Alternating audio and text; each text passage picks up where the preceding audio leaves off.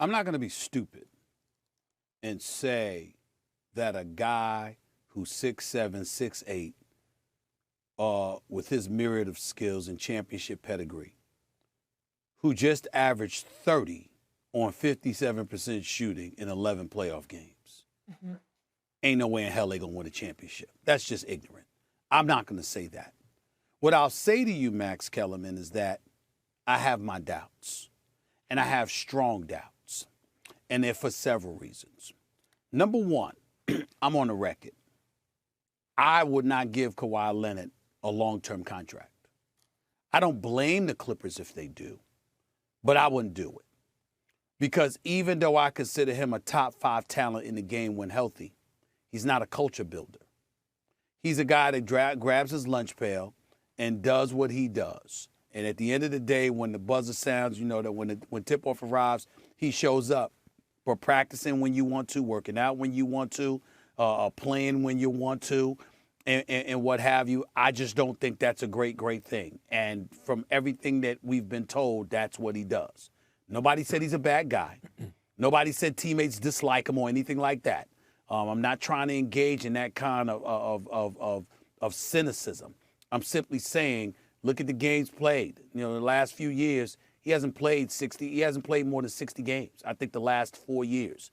This man takes time off, and he operates to his own beat. And even though that works for him, it compromises everything else. It's similar to what I said, Max, if you recall, when Kyrie Irving was talking about we don't really need a coach. My response was, Kyrie might not, because he's electrifying. He's box office. But those other players did.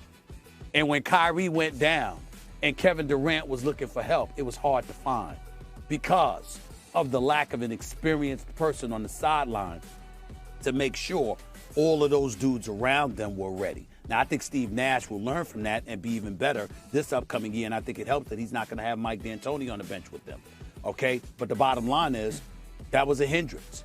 When I look at the Clippers, I think about Kawhi Leonard and how that hinders you. I also think about the fact that I'm thinking about Luka Doncic. And Luka Doncic in 6 of the 7 game series that they played, Max, 31, 39, 44, 42, 29, and 46. Where's the hell is the defensive ace that was Kawhi Leonard to do something about that kind of individual dominance? Because that's what Luka was doing to them, which is why the series went 7 games. We got to pay attention to that. We got to pay attention to significant competition in the Western Conference. The only reason why I wouldn't summarily dismiss what you're saying, Max, is because I happen to think that Ty Lue can make an argument that he's the best coach in basketball. That's right. Right now. I've been saying it. Because he's that good of a coach, and you've got some personnel around him, not to mention you got over that hump finally getting to the conference finals. The drafting of that kid Keon Johnson I like as well. I'm just looking at the Los Angeles Clippers. Do they have a chance? Yes. Would I bet my money on Kawhi Leonard? No. Well, in the playoffs, it would be wise to bet your money on Kawhi Leonard because he's one of the all-time great performers. You mentioned Ty Lue. I believe he is the best coach in basketball. We saw it again these last playoffs. If you go back and look at now look, Kawhi, a great offensive player, Stephen A., is going to get his. I don't care who's on him. You put Dennis Rodman on a great, Dennis Rodman. No, you mean Luka Doncic, right? You mean Luka Doncic? Yeah, Luka. I'm saying you could put whoever you want on a great offensive player. If they got it, there's not so much that can be done, particularly in this NBA, the way the rules are enforced. So, do you believe, yes or no, Kawhi is a great defensive player? I believe he's one of the greatest defensive players ever, even if he's not quite what he was a couple years ago defensively. I'll give you that. He's still a great defensive player. You go back and look at the playoff series, like you mentioned, 30 points a game, 55, 58% shooting, whatever. Here is playoff series, just going back to 2017. This is what he averaged in each series. 27, 32, 24, 33, 29, 30, 35, 28, 26, 24, 31. He's doing it on great shooting, and he's doing it with defense. Like, even if you think he's not a culture builder, any great team's going to have at least 2 max contract type guys nowadays, right? Can Kawhi be one of them? Yes, he can. Yes, and he'll frequently be the best player in the series. You cannot justify not paying him. Like, I think year to year. Here's what I'm trying to say, Max. I have no problem with Kawhi Leonard's money. I think he deserves every penny. It's the years that I have a problem with him with. Well, because I think durability is a question mark.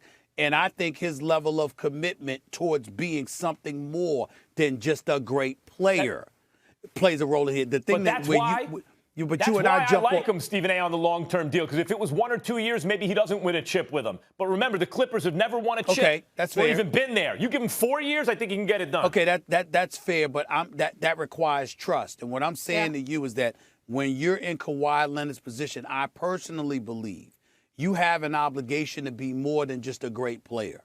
You got to be a leader. You got to be the face of a franchise. If LeBron James pulled a portion of the stuff that Kawhi Leonard has pulled, you never hear the end of it, we would be all over him.